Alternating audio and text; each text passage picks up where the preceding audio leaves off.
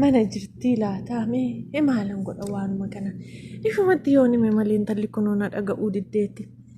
haadha gaaddisee nagaan siif haa ta'u akkam jirta nagaa keeti anuu nagaa koo dhagalata waaqayyo rakkoo maaliin qabatteetu maalanoo asuma taa'in si eegaa oolee baay'eema tokkoon si eegaa oolee eessa deemte daakkatteere warafaan hin baay'atadhaan immoo akka kanatti warafaan hin baay'atadhani maabiraatiin kunis hin babbaddeedhani maarreedha gobbaruma naaf xaasana nuu wayya ture baruma naaf xaasana nuu wayya ture haadha gaaddisee koo haa ta'u gaa bagasii milkaayaadha koo an lakki naguma dhufe anoo waan ta'e waama mana koo keessaa tokko waama ta'e isiin mari'achuu dhufe waan barri fidu kun akka kanatti nama iddoo iddootti nama gammachiisa iddoo iddootti immoo akkuma hin taanetti nama jeeqaadha gaaddoo koo kunoo intala koo sana kaa'ee ishee araba jirtu kunoo yeroo darbe baay'ee nu gammachiisti isiin jedhamite amma immoo waan ta'e waan banatan tokko banattedhanii ijoolleen hundisumatti nam'an jedhan kanachi jiran wanti isaa ammaa galiiyyuu qaba dhanaadha gabii qabaa ganzabni irraati argamadhaniiru akkuma kana immoo akkaataan hojii isaa murteessaadhaan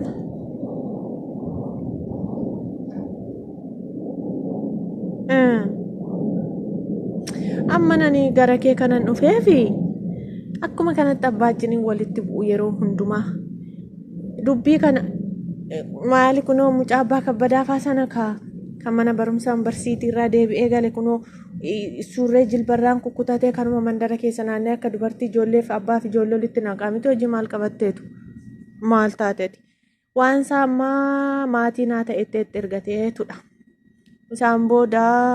inni immoo fidee abbaatti argisiisuu achumaan amma iddoo golobee hundumaatti intalli kee akkas akkasii jedhaniitu siruma isaa yommuu ammoo neerumteetti yoo ta'e malee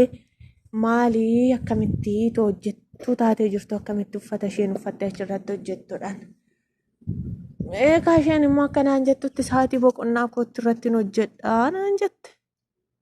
sa'aatii boqonnaa kootti malee uffata akkasii hojjedheetaniin hojjedhaa yaadha koo maalatu intillee na hubadhu naan jette kun abbaaji yeroo hunda akkuma kanatti ol lolaa jiru garaa dhala mitiiraan immoo gidduutti haa ta'u gaameen allaalaati an ammasuma biraatii falli wayii yoo argame akkuma ta'e goone akkuma ta'etti baqqaa waan ta'e goonee sirreessinaa abbaashiis naa gorsite ammaa golobee yoon deeme jedhe yoon jaarsummaa deeme karan deemu hundumatti intalli kee faranjiitti heerumte ati xaaxaa maal qabda kana booddee doolaara lakkooftanaan jedhan jedhe akka kanatti galgalaa ganama natti gunguma mee dhiisime haadhaka wanti isaa ammaa waan gaarii irratti hojjetan badaas irratti hojjetan inuma qarshii sana ganzaba sana fidaadhaan doolaaramoo maal jedhan sanaan kaffalayyoodhaan isa amma beektaa rakkoon isaanii guddaa ta'ee waanuma hin taane kana walumaa harkaa dhooftee waan ta'es waan hin taanes walitti qabdee gadhiisteedhaan meena dhiisime dhaqo innaa kanaafi abbaatti immoo namoonni waan ta'e yeroo darbe wanti isaa waan hin taanedhatti daddabalteetu gadhiisteettidhaan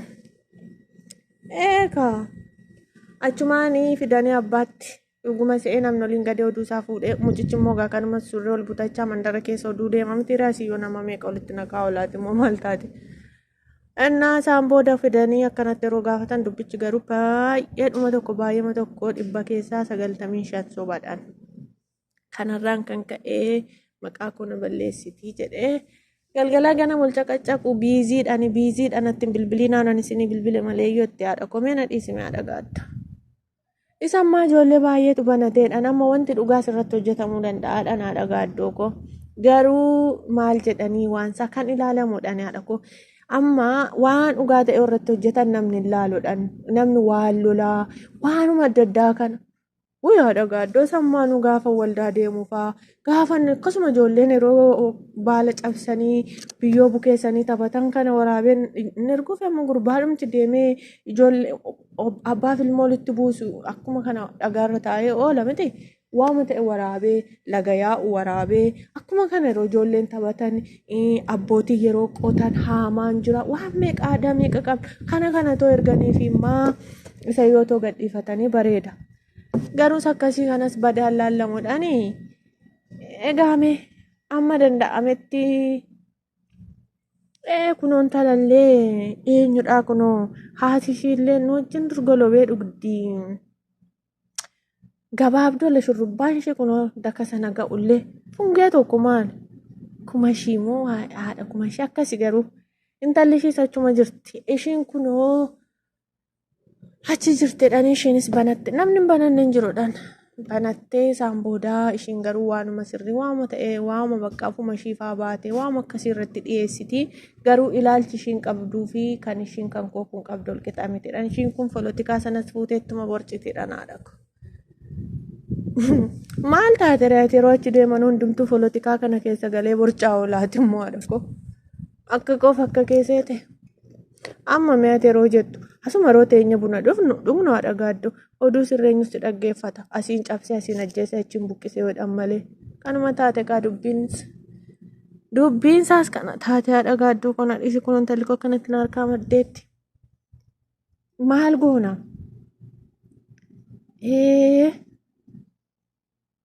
meegaa guyyaa fedha shoonaa bilbiluma sittin fida malee ani biiziidha jetti bakka anatti bilbilina viidiyoo direktekii moo waan ta'e gochaan jira jetti waama ta'e ta'etti biiziidha jetti itoo gorsine immaa waanuma dhugaa irratti hojjette ilaalama laalamuu hindi dubarraa inni laalamu gargareedha waan dhugaa maal haadha kuma maal taate haadha gaaddoo ko aadaa safuu baay'ee qabnaa bar otoo nutti himatanii yeroo golobee dhaqnu waama mana keessa hojjennu kana ta'u amma nuti akkaataatti waraabanii isaa nutti manii waraabaniitti ergine maal taateeti mee dhiisime haadha ko ijoolleen bara kanaa nama dhaga'anii